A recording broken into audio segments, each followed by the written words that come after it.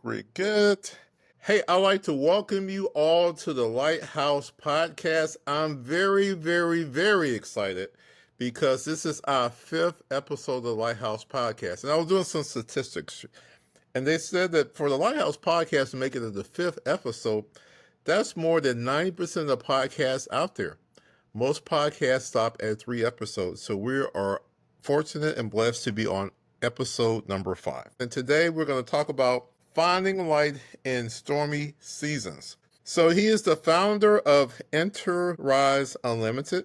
Great things in life are achieved with passion, and he channels his passion into well-being and health to guide others into discovering their passion. His mission is to empower others to create lives and to align with their goals and dreams. When he was a kid, young man, Julius had a dream of being a heart surgeon. I really see a heart surgeon as a person who really does things after the scenes, but Julius decided to transform his passion to do more of preventive maintenance as opposed to be on the surgery table. Maybe give you the skills and techniques that you don't have to get on the surgery table. Do mindfulness, of which we will talk about today. So we're going to talk about several different techniques that will get you over and make you give you overall wellness. He's a dedicated wellness coach, and he embarks on a journey to help clients to connect with themselves, facilitating personal exploration and encouraging them to shape their destinies through introspectives of mindfulness, journaling, and movement. And we're going to embark on a transformational journey. If you want to do that, you can go to his website, www.enterpriseunlimited.com. So I have the great honor of having Junius on our podcast today. Hey, Junius, thanks for coming out today. Thank you. It's my honor. I do have a couple of things just to walk us down the path. It's more of a conversation here. So as we open up and just kind of set the grounding for this, why did mindfulness when did mindfulness first become real for you? It started in July 31st, 2008, when I decided to stop living for others and start to live for myself. At that time, I didn't know there was a word called mindfulness, but I knew I needed to take control of my life. I needed to take a step back and do what's important for me. See, at that time, I completed my first yoga teacher training program that led me on this journey to where I am today. So since I completed that first teacher training program, that led me to let me on this path. Fast forward many years, on April 1st of 2025 at 5:13 a.m., I received that email that says personal action. And I opened the email and it says, I regret to inform you that you have been subject to a reduction in force or rift. Now, I have since been reinstated, but for me, that's when mindfulness came into play, because it allowed me to, at that moment, to have that emotion of being shocked. I may have laughed a little bit, be angry to that I've been put in this position of losing my job. So while I was going through the emotions and really kind of checking with my breath, I took the time just to take a step back and assess what was going on before I was able to move forward. And during that process, I really used that time to really get connected with let people know what was going on, get connected with my mindfulness groups. Also, I kind of checked in with my breath, and so I did some movement along the way to help me to work towards those next steps. That's great. I mean, because a lot of times when you go into a major life change like that, you can't breathe at all. So it seems like the training that you have really came at the right time, and you were able to definitely apply that. So that's great. Yes.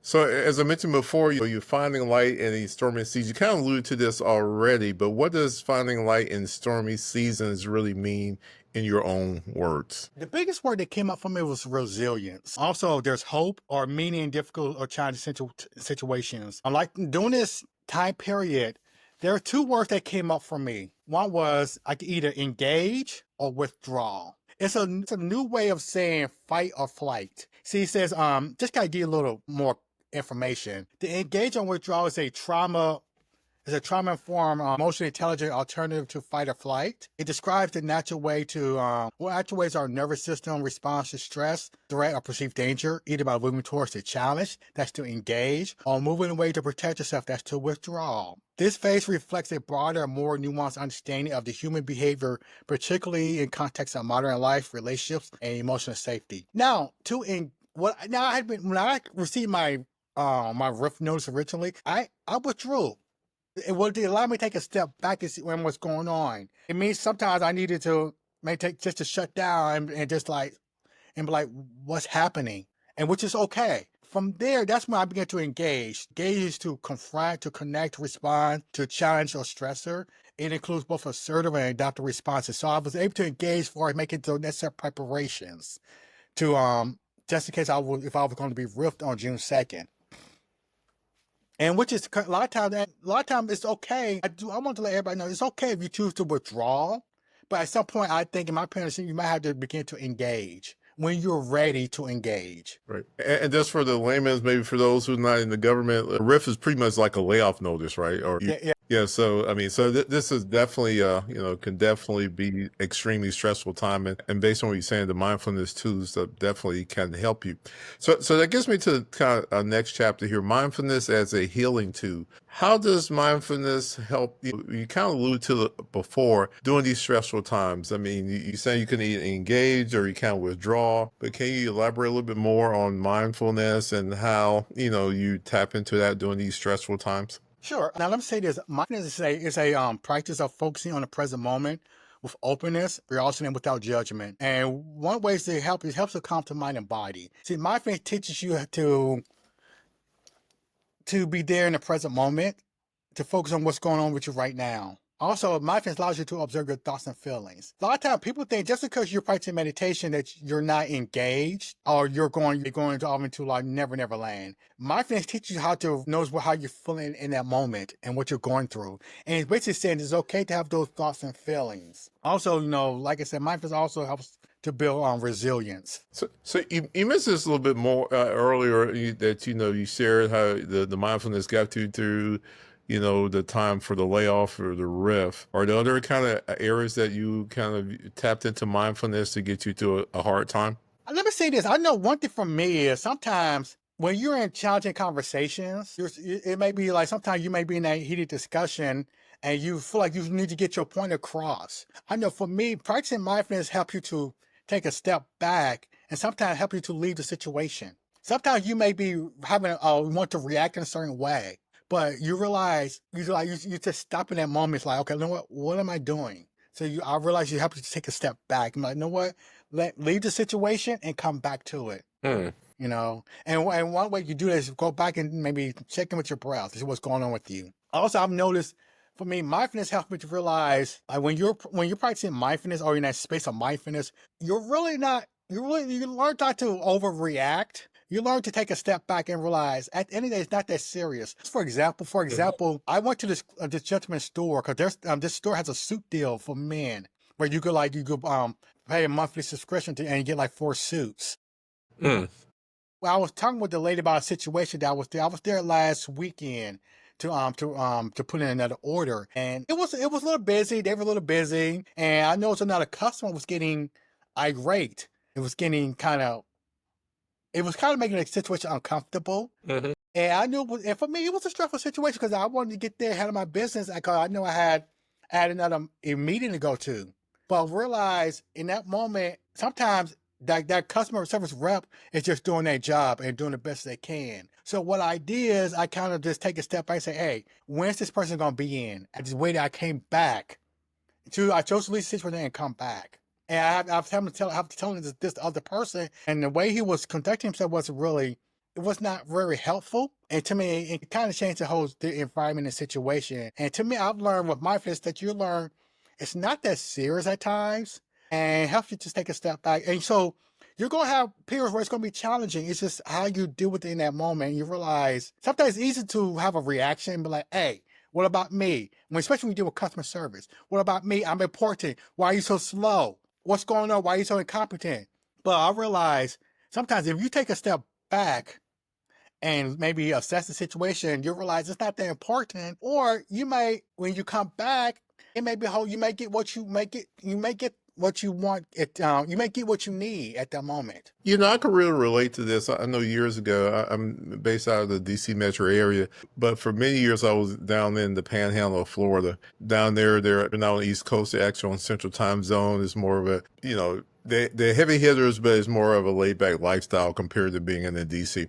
But fast forward, I'm going to a Starbucks in DC real quick, and I'm used to that kind of quick service, and I'm there, and it seems like everything is on a slow pace. And then I had to step away myself and says, man, what's going to happen here is this is a little bit slower than you normally would get, but you're going to get your service, and you actually are probably going to be 5 minutes earlier because you don't have to even worry about this DC traffic. So you do have to kind of separate yourself. Otherwise, you're getting all into it, getting your blood pressure up, getting you all tense. So I can see, like you said, withdrawing a little bit and then just really thinking through things. I feel like for me, as a supervisor at my job, I'm dealing with employees with different personalities, and they may express their frustration with you. And sometimes for me, I have to take a step back and say that, it's not. As a manager, I have to take a step back and assess the situation. Are they really directed at you or more their frustration? So I've learned to help me to listen and and not be so quick to respond. So mindfulness really helped me to really tune in with the employees and treat them as individual human beings. Oh, cool. So if someone was trying to start today, what is one thing they can do to begin their mindfulness journey? Well, and just talking to people and prepping for our podcast, I've talked to several people about mindfulness, recommended resources, and they said, man, I don't have the time. I got things on my mind. So, I mean, what's like maybe a couple of takeaways they can do just to to dip their finger or toe into the mindfulness journey? I'm a strong believer. We always have time. The thing is that you have to make time. Remember, people think that you need to be practicing, you need to be meditating for like 3 hours a day. Let's be realistic. We don't have 3 hours a day, just to be honest. Sometimes you barely have 20 minutes. I would say is practice 1 minute. 1 minute. There's a book that I have right here called The 1 Minute Meditation. So this book says is to get a timer like this, set the time for 1 minute, and with that minute, you focus on your breathing. Just focus on one thing, is the breath. Just breathe in, like do to like maybe the count of 4. Inhale, 2, 3, 4. Exhale, 2, 3, 4. Inhale, 2, 3, 4. Exhale, 2, 3. And typically you breathe in and out through your nose, but if you want to breathe out through your mouth, do what works for you. As long as you're paying attention to your breath, you'll notice a shift. And do that for all you need is a minute. The thing with the minute, you have to make it work for you. Treat it as you, like, say, going to the bathroom, as a bathroom break. Maybe going to the bathroom and maybe just spend some time. If you're at work in the bathroom style, just breathing. Or if you're at work in the office, close your door and just focus on your breathing and do it for like a minute. All you need is a minute. Like I said, a minute to win it. All you need is a minute. Nothing more. And nothing more. So that's sort in some place, you don't have to go for the touchdown like in the sports analogy, but at least get on the field and try. So the 1 minute is definitely a start. Yeah, I always tell people a little bit of something I like the football analogy. A little bit of something is better than nothing at all. And you don't need to spend a lot of time, just a minute. Just focus on the breath. Even if you're saying, I'm breathing, breathing, I'm breathing. And a lot of times you may go longer than a minute, but to me, a minute is a good starting point. So how do you address the people? I mean, you alluded to a little bit earlier. Does this feel like they really, really don't have the time? Maybe, they're, dropping kids off at school. Then they got to hop in the car, either hop in the car to get to their next thing. They got to get a carpool. Then they got to get to work. They got to put 9, 10 hours. Hold up. I might be talking about myself. But, I mean, they're going through a long kind of mantra of all these things they got to do. And they're trying to pre-plan all these things. And they really don't think they have the time to do it at all. I would say treat it as you treat a meeting. So put it on your calendar. Make it like a regular appointment. Like maybe with the first thing you get up in the morning, just before you even get out of bed, sit on the edge of maybe before you get out of the bed, sit on the edge of the bed and just sit there and just pay attention to your breath. So you can make it part of your daily routine. I like that. I mean, because now what I see what's happening now, and this is going to be online also, but what I see a lot of times, people see videos, either TikTok or other sources, and it's kind of videos to kind of de-stress yourself, something that's funny. So I guess like we find minute to maybe like crazy cat videos or something, someone's getting hurt, or maybe they act like they're getting hurt, or a comedian doing a 1 minute short. Maybe the meditation has to be in that same kind of mantra, something like that can do. Are there like short meditation videos or something online that you would recommend? You can always go to, what's that one we just talked about it, the one online. I can't think of it right now. You know what I'm talking about? You just did the 1 minute. The insight meditation. They have Okay, insight meditation. Okay, the insight timer where they have plenty of meditations that you could choose from. okay. You know, also you can make mindfulness work for you. If you don't want to, sometimes people don't have maybe have challenges sitting down. Hmm. So you could do like a walking meditation where you can maybe in your apartment you just walk around for like a few minutes. And when you're walking really slow. You maybe have your hands right here and you're just breathing. A little simple mindful walking. Pay attention to every step you make. It can just be going back and forth, like in the bedroom or in your living room. You can make it more interactive, like when you're brushing your teeth. Start to pay attention to your brushing your teeth, for like 2 minutes or so. So you can make it interactive where you can make it work for you. When you're practicing mindfulness, focus on maybe you're washing dishes in the morning, or in the morning you're packing your lunch. Use that time to pay attention to what you're doing.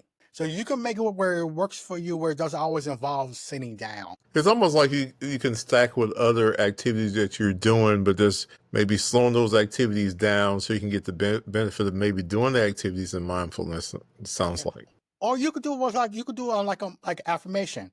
You could just say like for a minute, just say walk around, say I'm enough, I'm happy, and then like your own little personal I am affirmation. Or you could do a counting meditation, 1, 2, 3, 4, 5, just keep going up. So one thing about mindfulness and practicing mindfulness and meditation, there are many ways you could do it.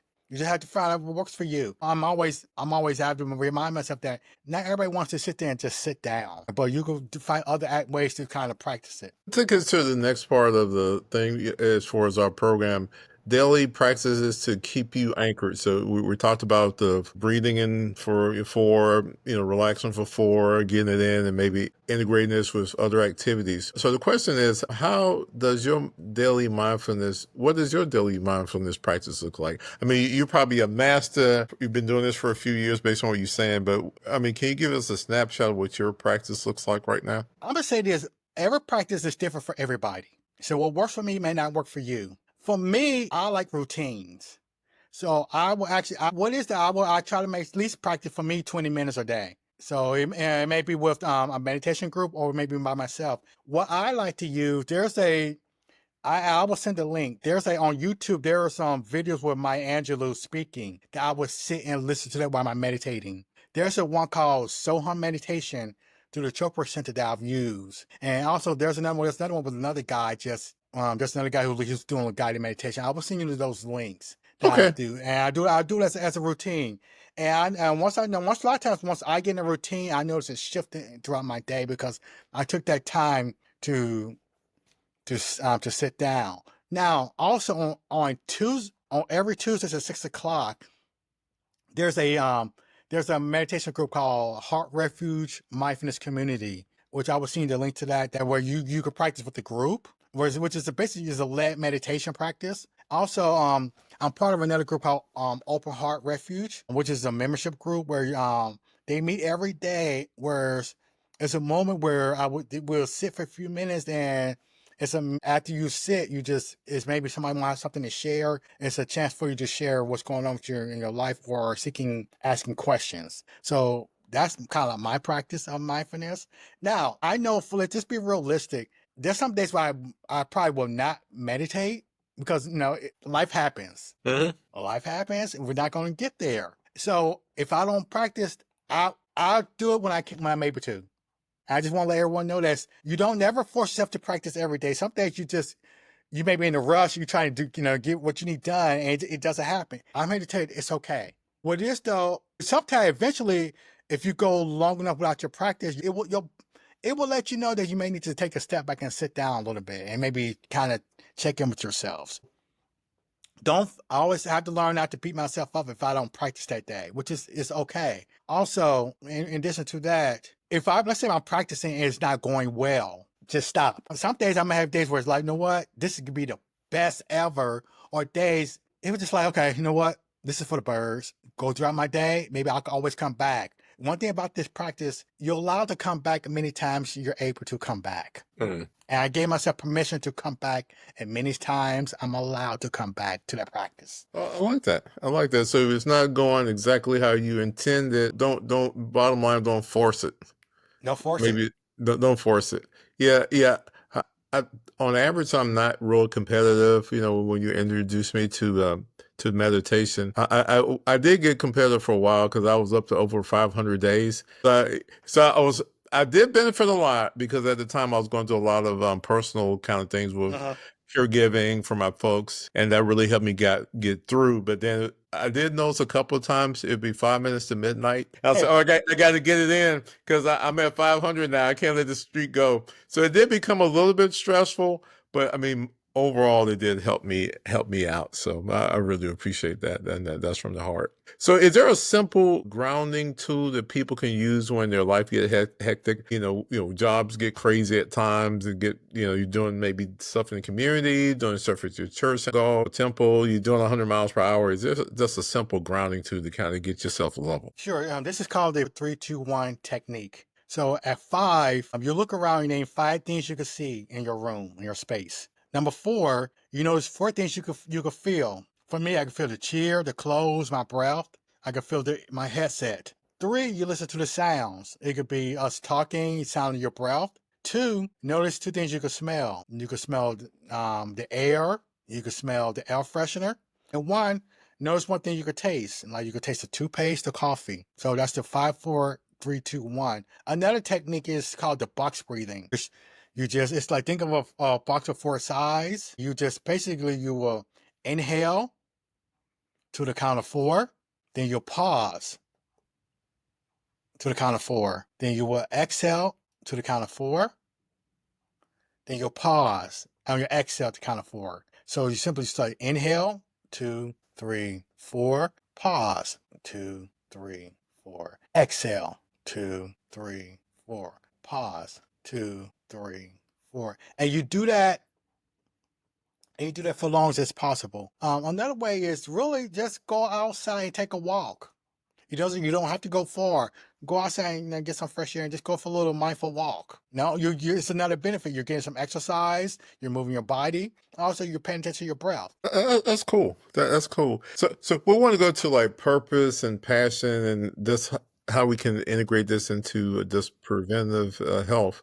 So, what led you from you earlier mentioned as far as your bio, originally you had thoughts of maybe being a heart surgeon. I know you're not a heart surgeon, but maybe you wanted more invoked directly into surgical medicine, but now what was that pivot point that led you from medicine to more of a wellness coaching practice or preventive medicine kind of activity? I have to tell a story. It was funny though, cause like I was hell bent on being a doctor until my second year of college when I took a biology class. And a lot of times in college they have what's called those weed out classes where Hmm. they make it so hard where people just drop out.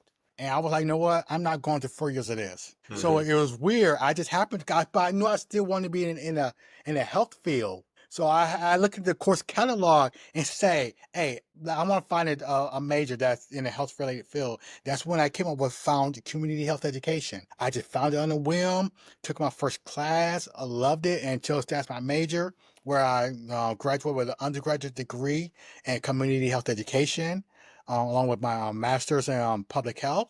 Along the way, I worked in other professions, but it really started when I started journaling, when I started putting pen to paper and started write down my thoughts and feelings, which it really led me onto that trajectory. From there, it led me to taking my first learning practicing yoga at home. I wanted to practice yoga to supplement my workouts. And I did it with the book called Yoga for Everybody by Paul Harvey. That led to my first yoga teacher training program in that year. And it was interesting. During that year, from 2007, 2008, after that year while I needed to make that shift because it was the year I was involved with almost every organization imaginable. I was actually involved with my fraternity, with Toastmasters. I was involved with a couple of community organizations, and realized I was overwhelmed, Hmm. and overbooked.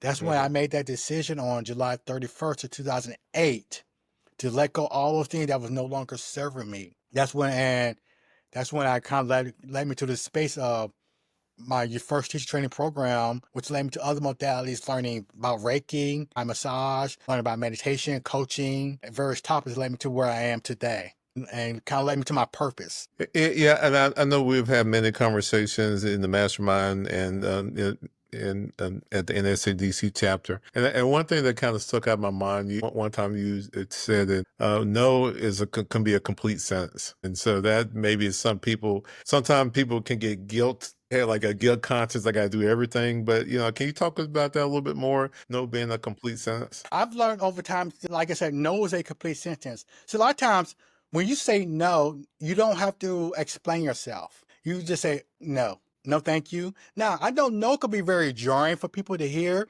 So there's other ways you could say no, like I'm unavailable, I'm unable to do it. Or you just simply say no. And when you say no, you do not have to explain yourself. You do not have to give a reason. Now, people are going to try to guilt you, but if you're firm in your conviction and firm in your stance, there's nothing you can do about it. See, people don't like it when you set boundaries, they want to overstep your personal boundaries by getting you to do what they want you to do. But a lot of times you don't want to. So you have to be firm in your boundaries and say no. Especially if you have other things you want to focus on. A lot of times when you're saying no to something, you're saying yes to something else. So you may be saying to them what you really want to do, and saying yes to what you really want to do.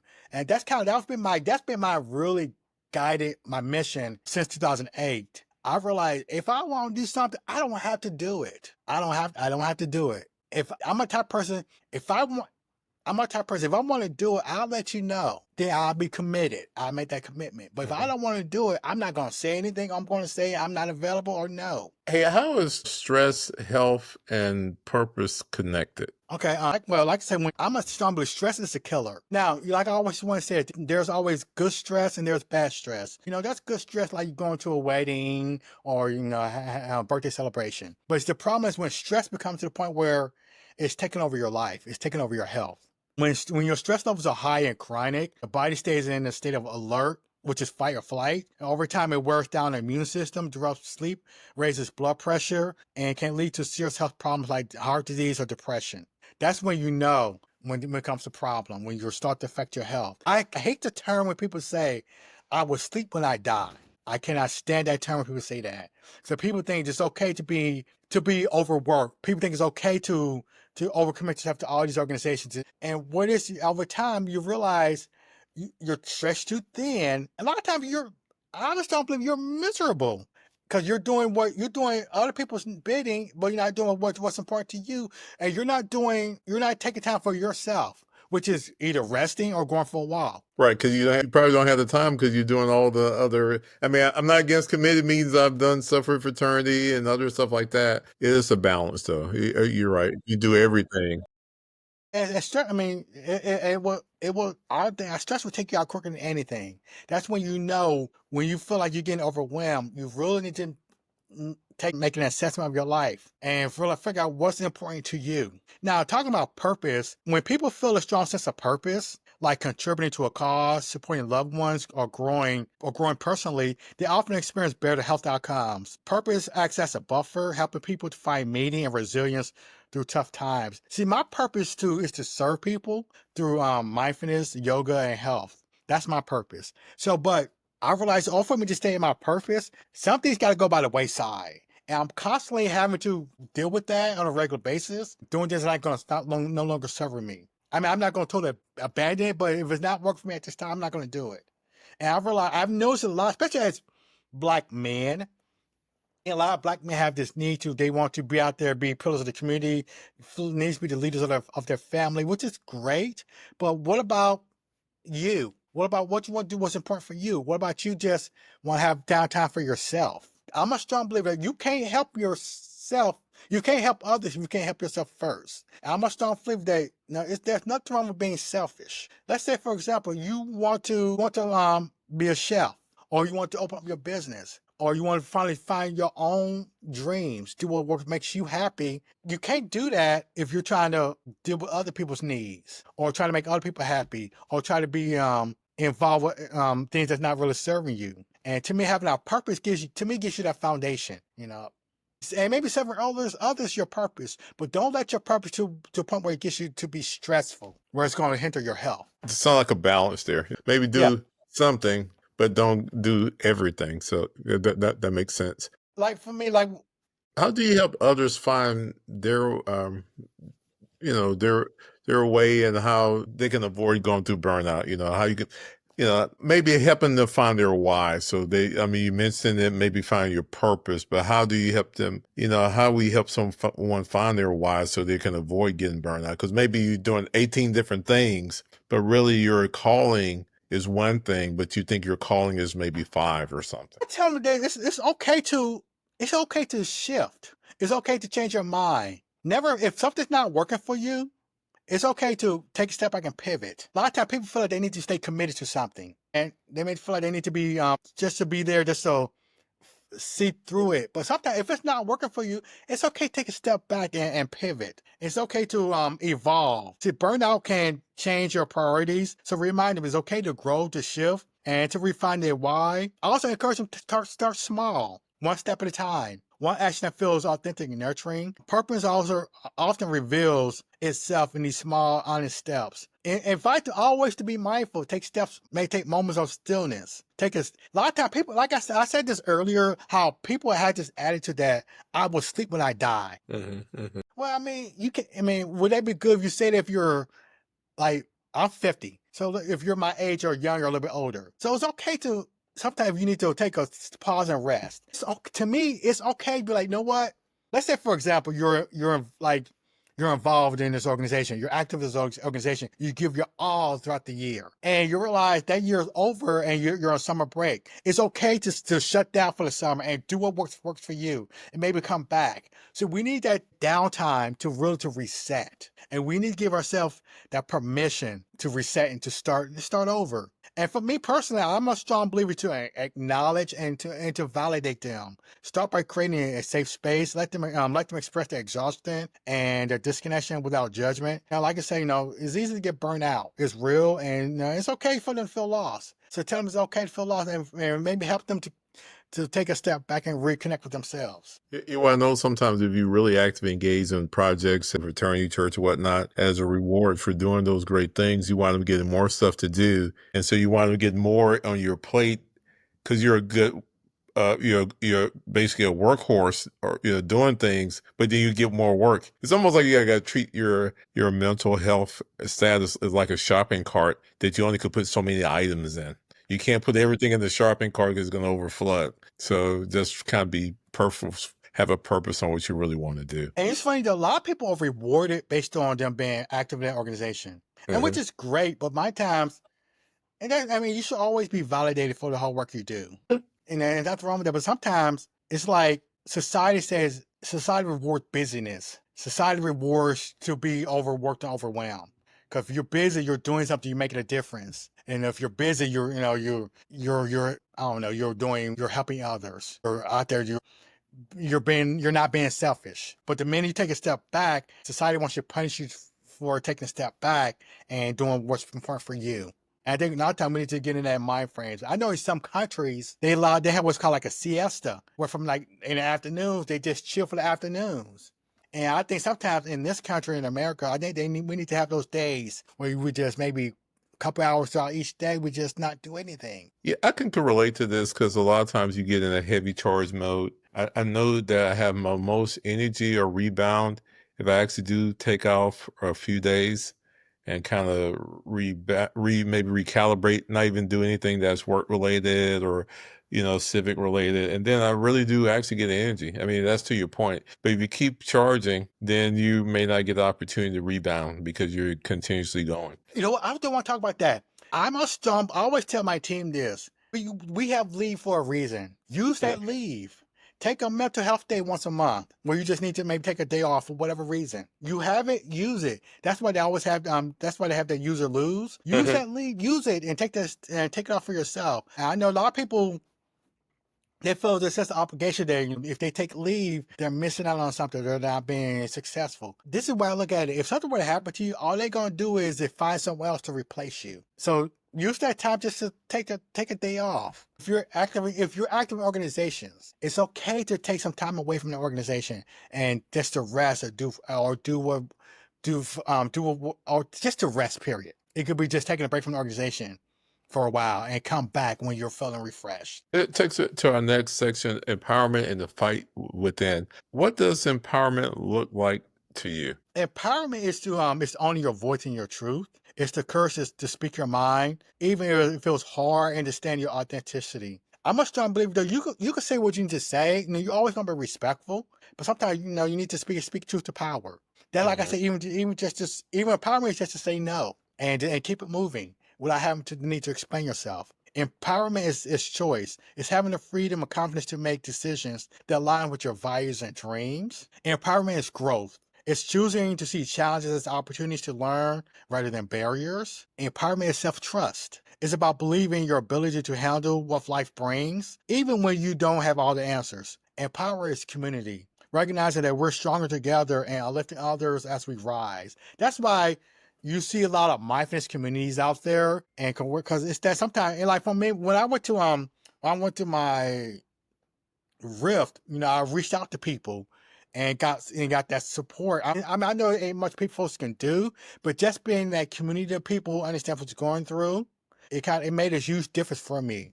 Because if I didn't have that support, I think I would have had a different outcome. So ultimately, empowerment is the quiet knowing that you're worthy, capable, and enough exactly as you are.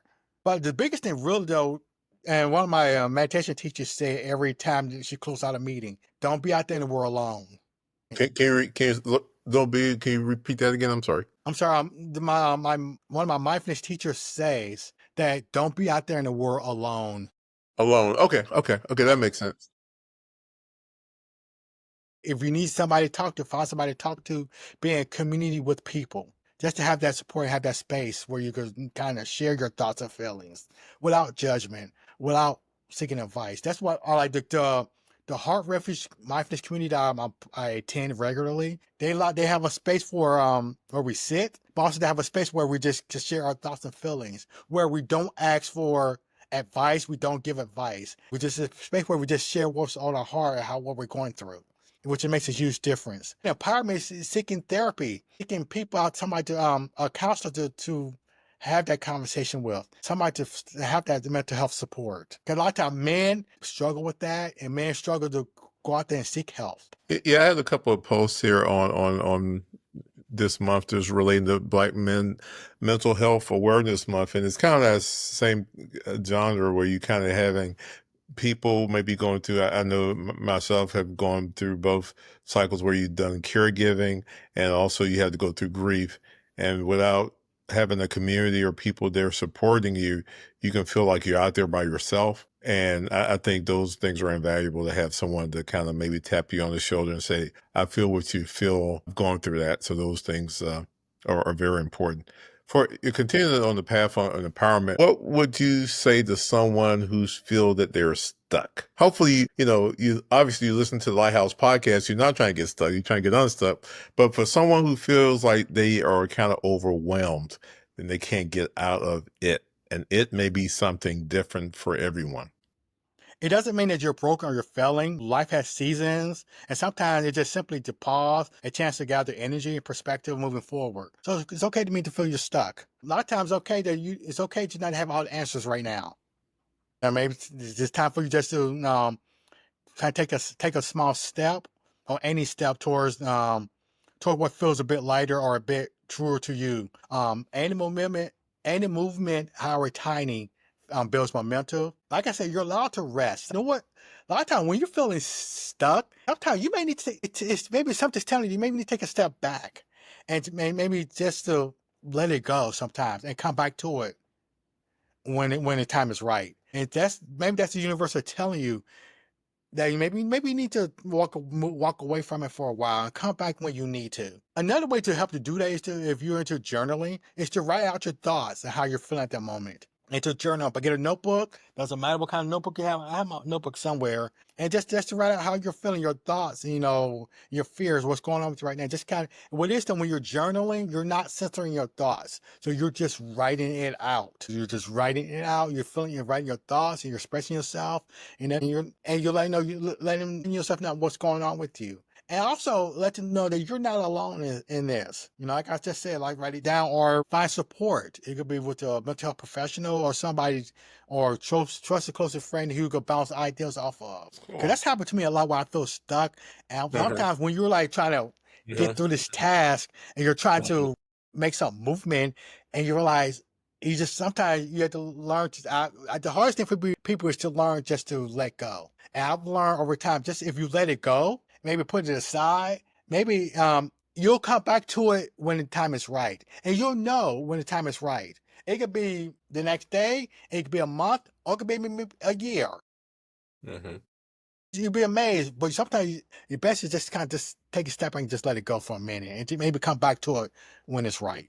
That makes sense. So for you, what is the next chapter in your work? We talked about empowerment, not getting yourself burned out. What do you consider your next chapter for things that you have tracking right now? What I did is doing the I retooled my personal business where doing the retooling I had to learn to one thing I had to learn is I'm the type of person who's I think I'm trained in almost every modality there is out there. I've taken a lot of yoga teacher training programs.